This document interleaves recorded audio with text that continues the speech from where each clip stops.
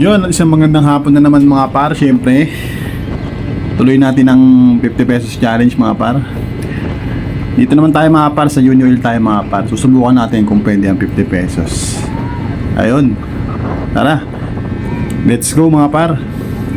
Ito nga pala mga par, dito tayo sa Congressional mga par, no? Yung Uni Oil dito mga par.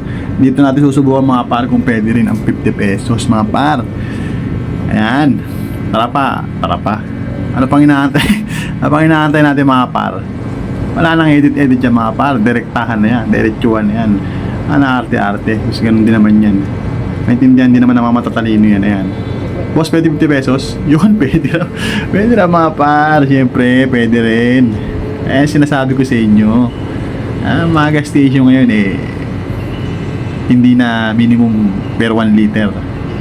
Pwede rin na 50 pesos. Minsan, try natin 30. 30 kung papayag sila mga par.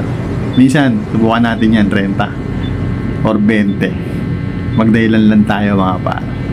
Tetestingin lang natin. Yun. Shoutout dito sa Uni Oil. Siyempre, pwede rin ng 50 pesos. Sinasabi ko sa inyo mga par. Kahit saan yan, pwede ang 50 pesos. Pasok na pasok yan. Kaya, yung 100 mo, may panggas ka na, may pangkain ka pa at pang ulam. Yun mga par, syempre, di ba? Uni Oil lang ang sakalam. Yun, shoutout dyan sa mga Uni Oil, di ba? Ayun, tara, let's go mga par. Syempre, on the way tayo sa okay on the way tayo sa trabaho. Syempre, ride safe sa atin mga par. Yun, let's go.